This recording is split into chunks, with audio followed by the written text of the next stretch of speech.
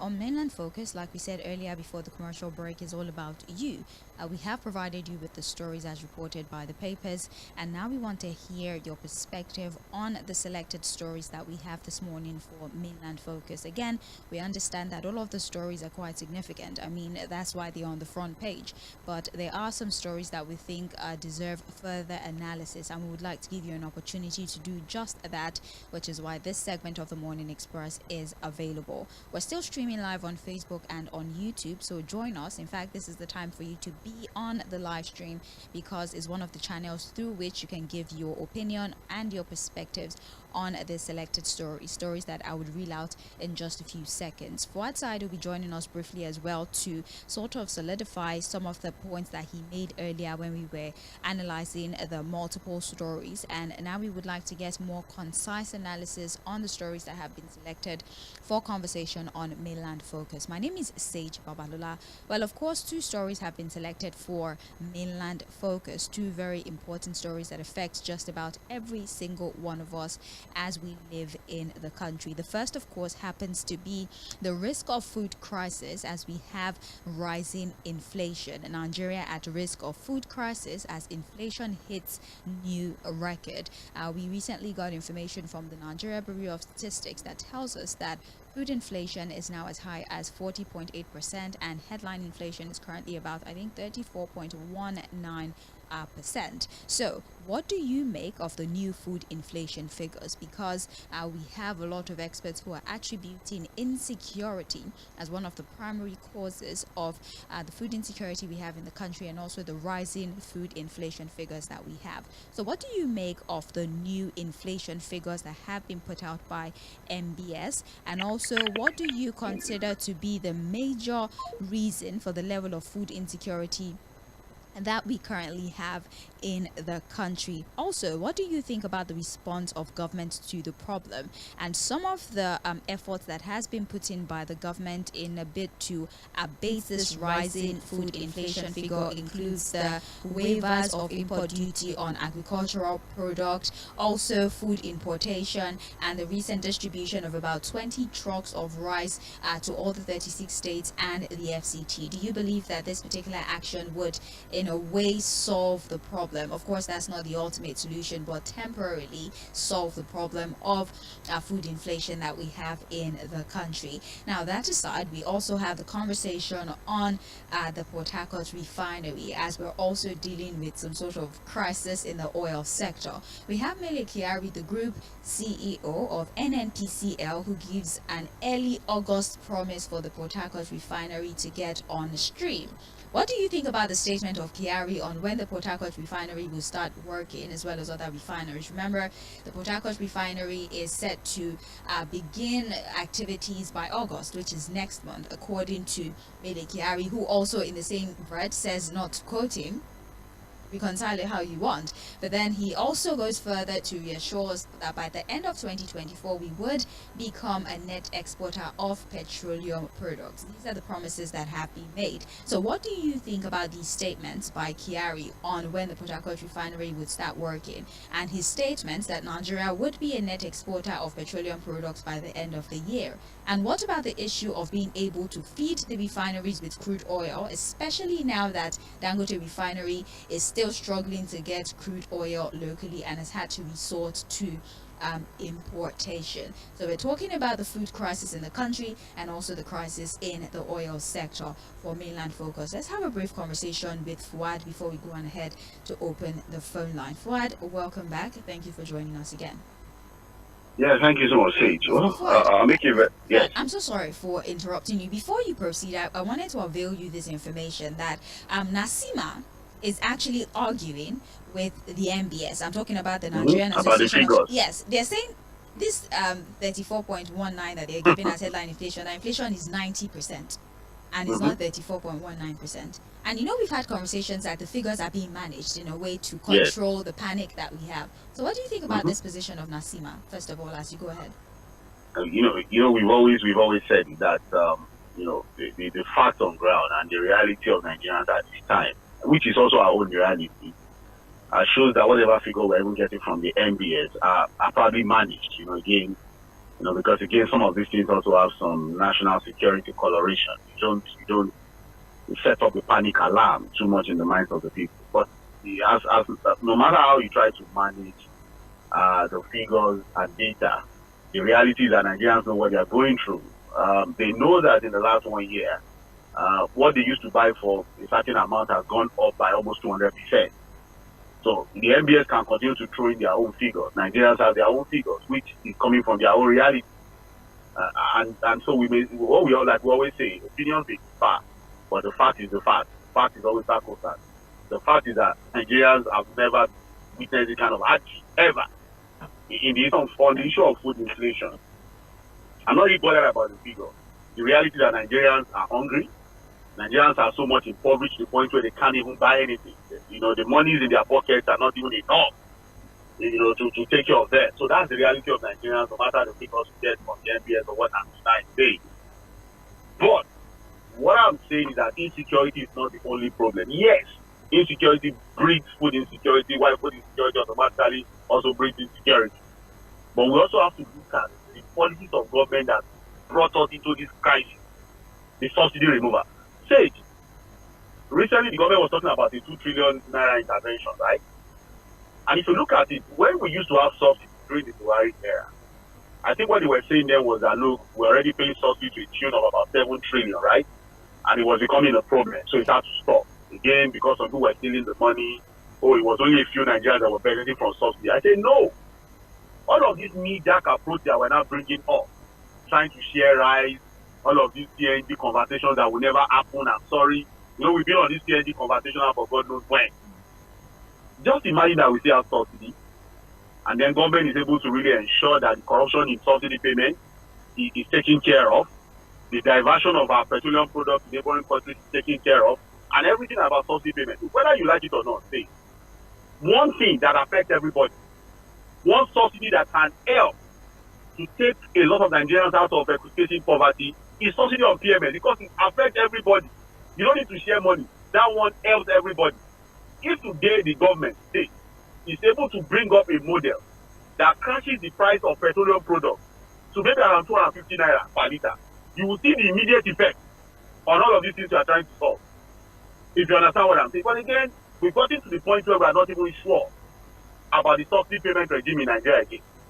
The reality is showing that subsidy is bad, yet Nigerians are still buying petroleum products at exorbitant rates. So and here you have, there's no transparency, there's no accountability, we don't even know what's going on as far as subsidy payment is concerned. So it's almost as if we are caged. It's almost as if we are slaves, like we are captives in our own country, because nobody is accountable to us. Yesterday, one of the officials of government was saying that President Tinubu cannot be accessible to us, but he has to be accountable to us. But where is that accountability now? Where is that transparency now? Where is that leadership that we're hoping for? Where is it now that we have this crisis? Now we have all manner of cyber error. Let's do this one. Okay, doesn't work, we'll do another one. Politics are my fault. Complete confusion is what we have now. So again, whatever the government has to do temporarily to solve the problem is a welcome development. I think that, look, the relaxation of duty on imported food is a welcome development. The one I don't know about, and I will never support, is the idea of government importing to distribute to people. Because at the end of the day, corruption will take it over. And then on Mr. Mary, who is saying that, he's not lying. He said that, I'm not lying to you people. You know what comes to mind. So they know we know them. Because what brought up the conversation of I'm not lying? Nobody is saying is lying. What we are just saying is that, look, everything he's saying is looking like a lie. Because when you keep saying the same thing and it does not happen, it becomes a lie. So at the end of the day, he's still telling us that, look, early August, Port Harcourt refinery will work, but don't quote me because I don't have the information. We are talking about the man heading the NNPCL, saying he doesn't have information. And here is he talking about people not quoting him. So what are we supposed to hold on to? What is he telling Nigerians? I'll tell it and I'm going to repeat it again. I think the NNPCL needs a new leadership. The man currently in charge has no other thing to offer the country. And I think until we get a new leadership for the NNPCL, nothing will change. That's number. Number two, even if all the refineries start working, the reality of Dangote refinery today, what does it tell us? Where are we going to get the food from?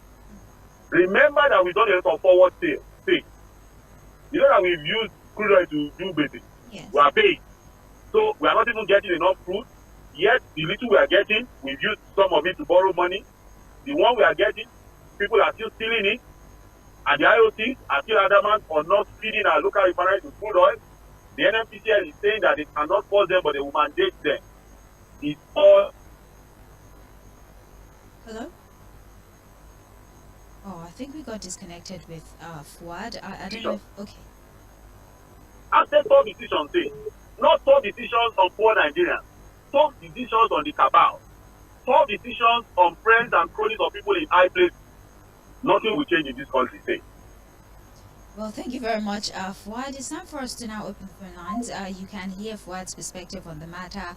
Do you agree? Do you disagree? Do you have new point of views? Do you have new angles that you think we should explore when we're talking about the food crisis and the crisis in the oil sector? The promises being made by the group CEO of the NNPCL, saying that the Port Harcourt refinery should come on stream by August, and by the end of this year, we should indeed become a net exporter of petroleum products. And by we, I mean Nigeria as a country. And also with the food inflation figures that we have that currently stands at about 40.8%, where we even have agencies like NASIMA saying that is complete figure management. Inflation is as high as 90%. What are your thoughts regarding these two stories? I would like to once again reiterate the angles that we are exploring so that we're able to stay on track. With regards to the food inflation issue and the food crisis, we're basically asking you what you make of the food inflation figures that is currently 40.8%, and headline inflation has gone up to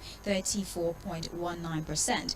Also, what do you consider as the major reason for the level of food insecurity that we have in the country? The MBS sort of blames insecurity for the food crisis that we have. So what do you think is responsible? Do you agree with the MBS? And also, what do you make of the plans of the government or the actions of the government in a bid to abate the food crisis that we have in the country? Some of which includes the duty waivers for food importation. So if you're bringing in agricultural products, right, some agricultural products, not everything, there will be some sort of waiver on the import duty that you're supposed to pay. So you're not going to pay the specific amounts that is expected of you if you import. And also they plan to allow for importation of more food items, and they have distributed about 20 trucks of rice to the 36 states and the FCT. Do you think that this move, or all of these moves by the government, would in a way solve the problem, maybe in the short term, while they come up with more lasting solutions to the problem of food crisis?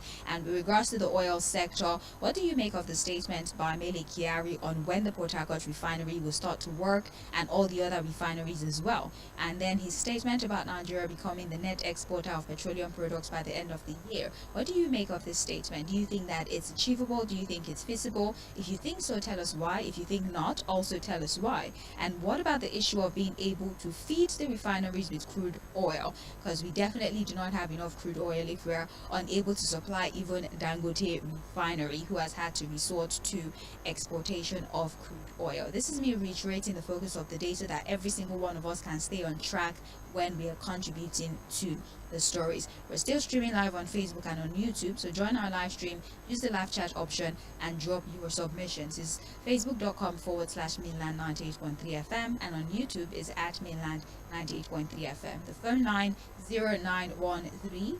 6000 Again, 0913 6000 410. That's how you call. If you want to send a text message or a WhatsApp message, the number is 0913 6000 430. Again, 0913 6000 430. You all have 2 minutes for your submissions. Let's take our first call for the morning. Hello, thank you for joining us. Hello, good morning. Good morning, sir. First of all, I want. Please, sir, introduce yourself. Let's know who we're speaking with. My name is Mike, and I'm calling you from Kenya. All right, welcome. Go ahead. Yeah, I want to thank you for your good job. Thank you so much. Thank you very much. God will bless you. Amen, and you too. So let me talk about the man that is talking about Nigeria exporting fuel, crude, maybe ending of this year or whatever. What I see is that they are giving us hope. They will continue to give us hope, making promise. It is not a campaign. We are not campaigning. This is what they said last year. That before the January or February, whatever, the refinery will start working and everything will be all right. Here now, the refinery is not working. Now they say before we get food, it will be next year, January. This is hope. They just continue to give us hope. But I'm not seeing anything good that is coming out from all these things they are saying. Because right now, my sister, I struggle to buy even a pint of curry for my family. And somebody is telling us in the ending of next year, or whatever. I'm just tired of all these things. So what I know is that whatever they think, all these things they think that maybe they are just doing it to punish Nigerians because they know that we are hungry. The Nigerians are hungry, seriously hungry. This is not time for promises. This is time for action. They should do something about this food, especially food. Just for food at all. If you see how people are begging these days, if you see how hungry is dealing with people, it's too much. Thank you. God bless you. Thank you very much for calling. We appreciate you. Before I take the next call, please allow me to clear the backlog of messages that we got whilst we're doing Trends in the Papers. We did get a number of messages on Facebook, and I always promise to read the messages, so please just allow me a few minutes to make good of that promise. Benjamin Isse on Facebook did send a message earlier. He said, "Good morning, Sage and Fuad. If Nigeria is a country where things work properly, by now Mele Kyari, the CEO of NNPCL, would have been relieved of his appointment and also face charges because he keeps deceiving Nigerians with his promise of the refinery will work tomorrow, next week, and so on and so forth. This government keeps doing what people are saying, and it's not the best in solving the problem of hunger, hardship, and inflation. The distribution of food is an avenue of enriching some politicians. The food will not get to the vulnerable and the food that the food is meant for. President Tinubu should repair the refineries. The high cost of petrol in the country is one of the many problems that we're having." Benjamin from Shogunle. Thank you very much, Benjamin. We do have Afiz Adebayo who says, "Good morning, Sage and Fuad. I always enjoy the program. You guys are the best. Sometimes I don't even know what to comment because you've said it all." Thank you very much, Afiz Adebayo. We appreciate you for joining us. Emmanuel Osuji, still on Facebook, says, "Good morning, Fuad and Sage. God bless you both and mainland FM crew at large. When the news broke that UAE had lifted the ban placed on Nigerians, and with the way our leaders were joyous, praising the UAE government, I actually wept. What does UAE have that Nigeria does not have in terms of natural resources? I kept wondering, maybe when God was actually laying a curse on Adam, Eve, and the serpent." Okay. Thank you very much. Let me skip to the next paragraph. I think that's a tad bit friendly. "Imagine we have a man that took it upon himself to give us refinery that would at least cushion the effect of the dollar against the naira to some extent. Yet he's struggling to even get crude oil in an oil-producing nation." Shaking my head. So you're talking about Dangote, I believe. All right, thank you very much, Emmanuel Usuji. And finally, Onotoye Temitope Michael says, "Hello, Mainland FM. I wonder why this administration keeps beating around the bush. Rather than solve the problem of insecurity that has not allowed farmers to go back to the farm, they are busy rolling out more palliative to the people, which we all know can never go round. Also, I would like to confirm if it's true that the new presidential jet has been bought and has landed in the country amidst the hardship the citizens are going through.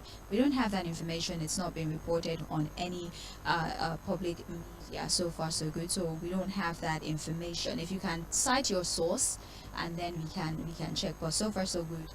No popular media has put out that information. Then we have here, finally, in my own view, I don't want the government to see the lift of visa ban by the UAE as an achievement, but rather intensify effort by investing more in the country's places of tourism, so that people from different walks of life can also come into the country for visitation. God bless Nigeria." Temitope Onotoye from Ijagemo community. Thank you so much for joining us. Keep your messages coming in. We're still streaming Mainland Focus live at Mainland 98.3 FM or facebook.com/Mainland 98.3 FM. I'm going back to the phones now. Hello, good morning. Hello, good morning, Sage. Good morning to you, sir. My name is Lucky calling from Nenakmaja. Nice to have you. Go ahead, sir. My problem is, I remember this man called the other day, Mala Salam. The man said something. People are just talking of insecurity. Just like what I said this morning. I don't think insecurity is because of insecurity that food has going up. No, I don't think so. Because if you want to buy 10 bags of garri, you will buy it. You don't have money to buy it. So the man said something there. He said, I think come from Borno State. He said there was a time because of Boko Haram, they locked everywhere. Nobody was going farm. Nothing was happening that side. But the food stuff was still down. The thing was still down.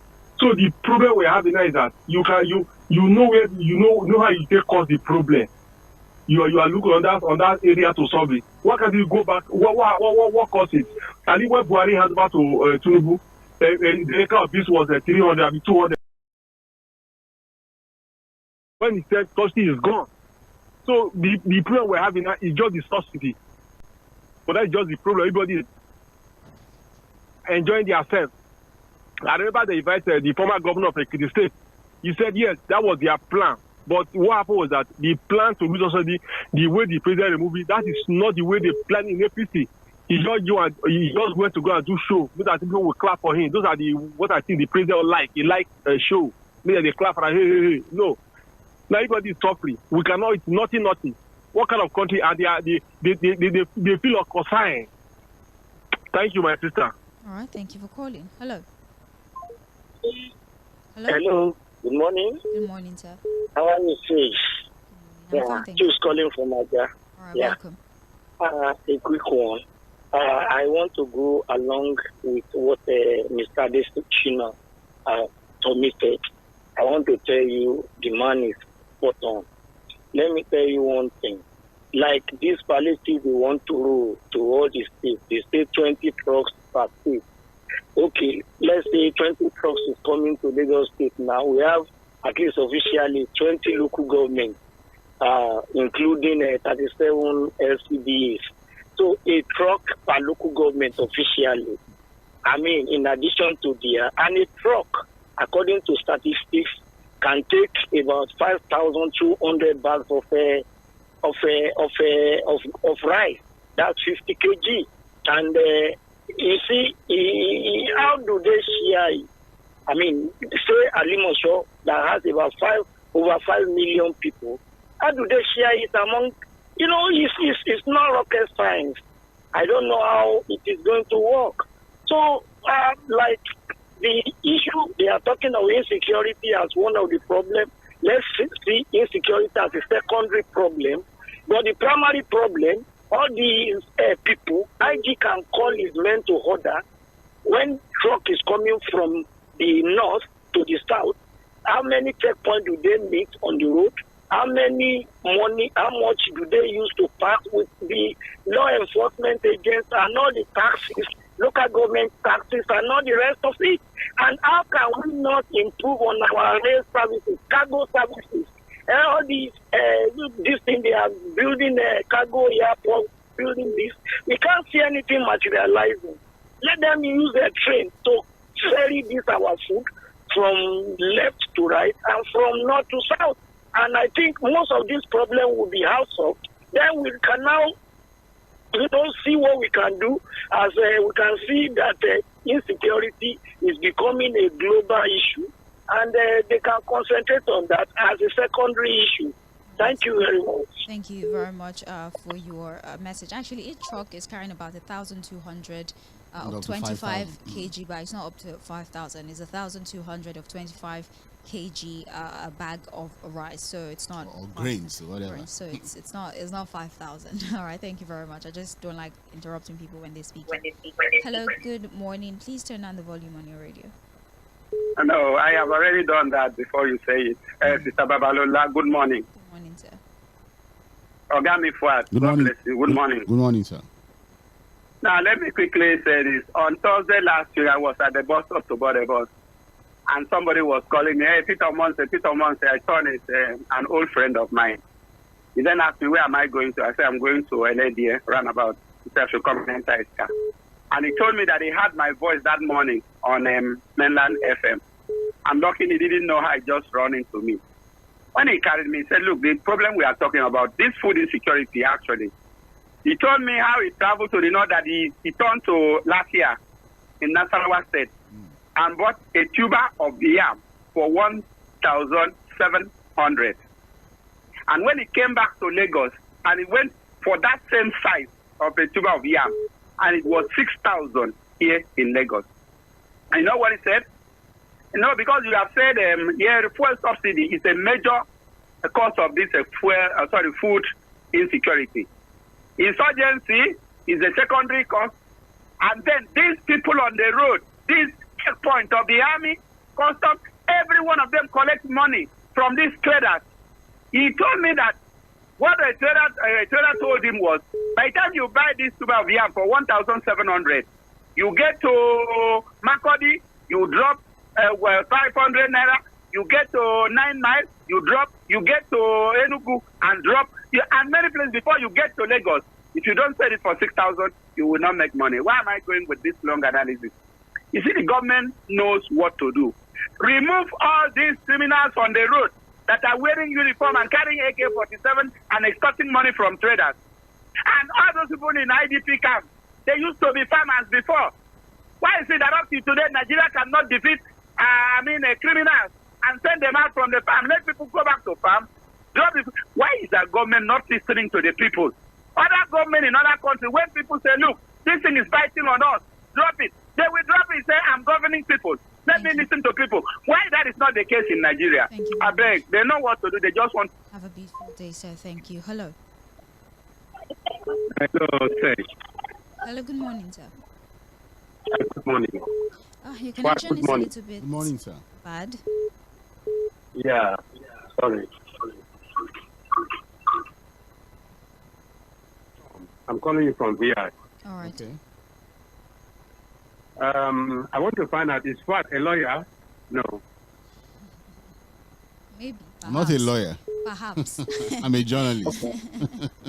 Yes, Fuad is sounding very well now. If maybe it's given appointment today in the government, it will not sound like this again. Okay. Because we have one lawyer like that, the Minister of Aviation, who was very, very good, speaking for the masses. Immediately he was given appointment at the federal level, everything stopped.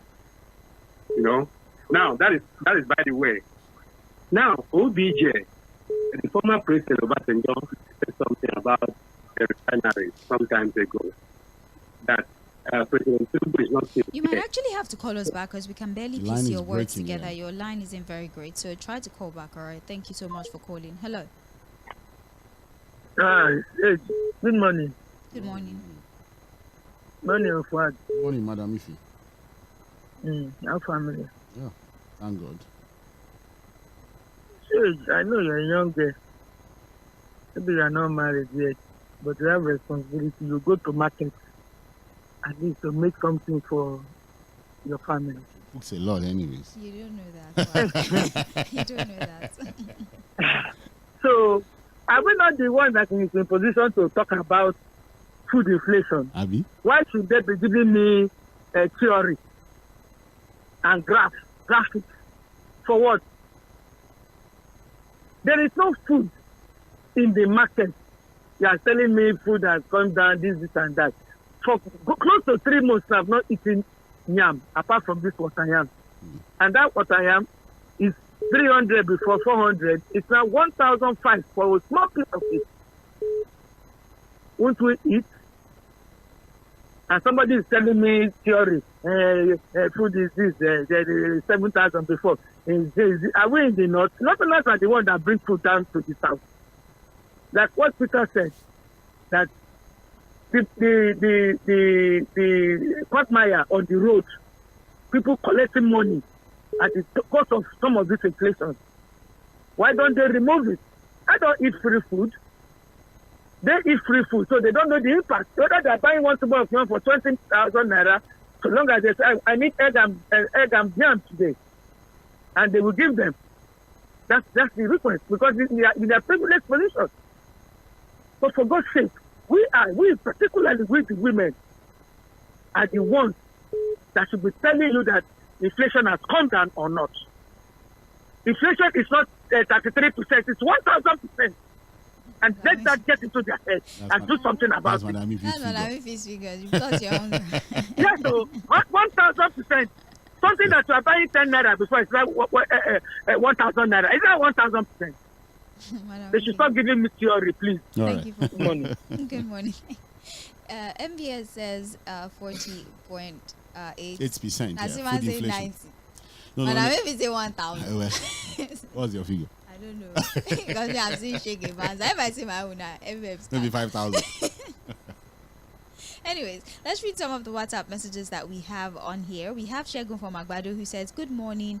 On the sharing of 20 trucks of rice, there is no shortage of food. It's just expensive. Very expensive. What yeah. goes for 35,000 naira when your salary is 100,000 now goes for 75k, and the salary has not changed from that same 100,000. The government should please get it right. There is no food in the market. There is food in the market, I beg your It's pardon. too There's just expensive, no money to buy it. Inaugural speech subsidy is gone is the one that is causing the problem for the Tinubu administration until he changed. Now that same subsidy that he says is gone is somehow back, but the hardship is everywhere. And if care is not taken, it will take him out of office. Citizens are going through hell to survive. Transportation fare has gone up like 200%. There's nothing like a balanced diet anymore. The situation now is eat what you see, not what is right. We're not a beggar, reverse senseless policy and make Nigeria great again. Okay, I think you're saying we're not beggars. Reverse the senseless policy and make Nigeria great again. Okay, there was no punctuation, so it threw me off. And then he also says the government is waiting for people to protest before they change their style. And mind you, the people that voted for him during the election are less than the opposition, so he should be very careful. Okay.